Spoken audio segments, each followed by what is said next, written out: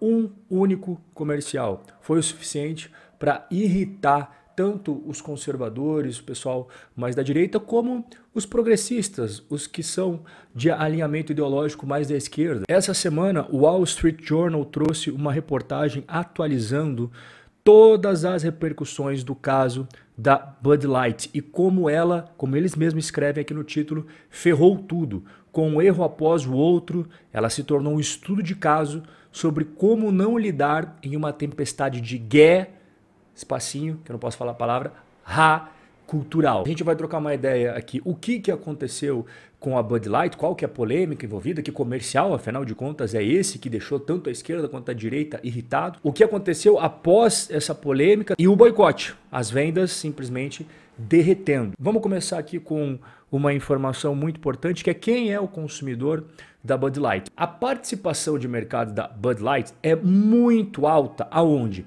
Em áreas rurais e áreas conservadoras dos Estados Unidos. E os seus consumidores são majoritariamente, assim, muito alto a percentagem do sexo masculino. Essas informações são muito importantes, então deixa guardadinho aqui e vamos continuar o desenrolar dessa história. A Alissa Heinerscheid, eu vou chamar ela de Alissa só aqui no nosso bate-papo, tá? Foi a primeira mulher nas 4 décadas de história da Bud Light a comandar o marketing da cerveja. E ela elaborou uma estratégia para combater a longa queda nas vendas. Ano após ano, ela está tendo um pouquinho menos de venda a cada ano que passa. Não são quedas drásticas, não são quedas profundas, mas é um incômodo, né? Logo que ela assumiu, ela já se envolveu numa polêmica. A Alissa, ela descreveu as campanhas de marketing anteriores da Bud com humor fraquinho, meio fora de alcance. Ela menosprezou, né, em outras palavras,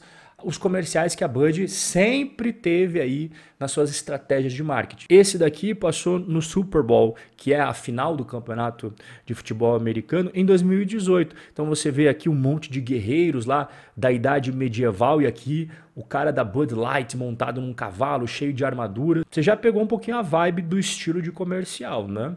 Então aqui você vê aquele mesmo personagem num estádio de futebol americano. Você vê aqui as cheerleaders passando, ele aqui com uma pose imponente, né? No estádio recebendo um jogo de futebol americano, que é o esporte predileto dos americanos. Aqui a gente vê outro comercial que é para agradar o pessoal das zonas rurais e até muitos estados conservadores que tem aquela tradição mais cowboy. Olha só o comercial da Bud. Você tá vendo aí 2 cowboys, visivelmente 2 cowboys, não dá para negar isso daí, né?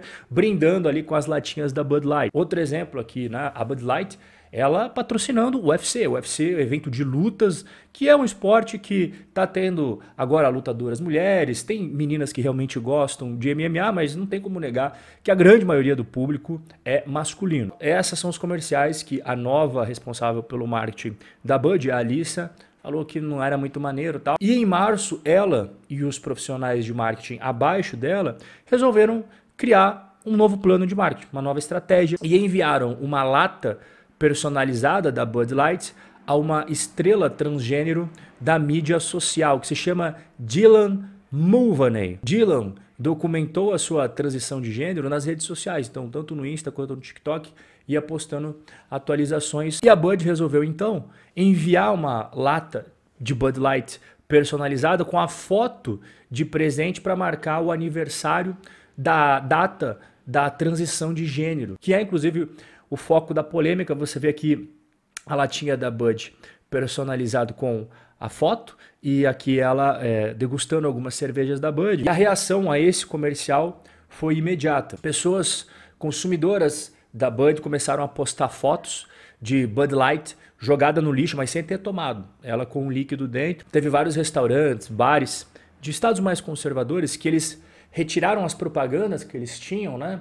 Os logos da Bud Light dos estabelecimentos. Nesses mesmos lugares os clientes deixaram de consumir a cerveja e passou até para agressões, né? Os funcionários que dirigem os caminhões da Bud Light, que tem o logotipo tal da Bud Light, eles foram ameaçados, foram confrontados, até alguns chegaram a ser agredidos por pessoas furiosas nas ruas. Então quando passava o caminhão, ali eles acabavam tendo problemas, né? E no meio desse turbilhão inteiro, a empresa ela tomou a postura de não falar nada. Ela ficou praticamente em silêncio, por 2 semanas. Então ela viu que tinha que fazer alguma coisa, tinha que falar, né? Porque estava saindo de controle toda essa situação, e ela divulgou uma declaração geral sobre união de pessoas. Enfim, foi uma declaração que desagradou tanto a direita quanto a esquerda. Gerou inúmeras críticas por parte dos conservadores, que já estavam bem mordidos com toda essa situação, e também gerou muitas críticas dos progressistas. Eles falaram que a empresa demorou muito tempo para responder, que ela não deu um posicionamento claro, só enrolou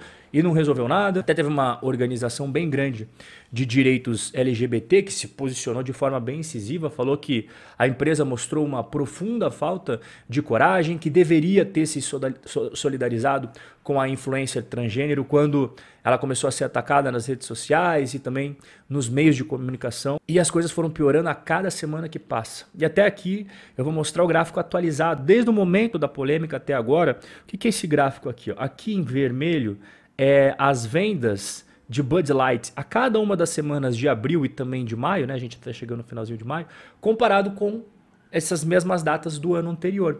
E você tem as concorrentes da Bud Light, a Coors Light, a Miller Lite. O que aconteceu? Desde essa polêmica, a Bud veio tendo quedas e as quedas não pararam. As quedas continuam, enquanto que os concorrentes estão ganhando mercado, estão ganhando vendas. Então, esse gráfico ele consegue resumir bem para você o problemão que a Bud acabou entrando por conta de toda essa história. O que a empresa resolveu fazer? Bom, você lembra daquela nova chefe do marketing, né, a Alissa?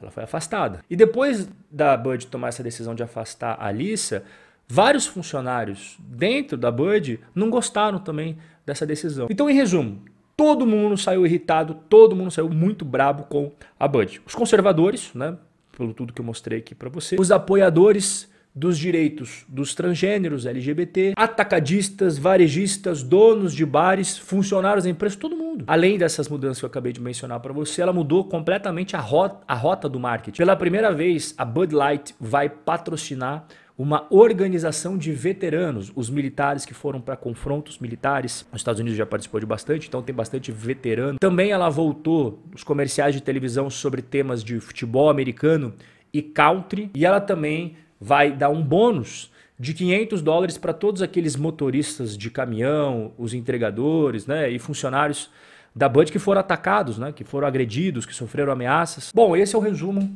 de toda a situação aí bem pesada, né, que a Bud acabou se metendo. E eu quero trocar uma ideia com você aqui nos comentários. Isso daqui é um estudo de caso, como o próprio Wall Street Journal falou, muito legal da gente trocar uma ideia. Por hoje é só, um forte abraço e até o nosso próximo encontro.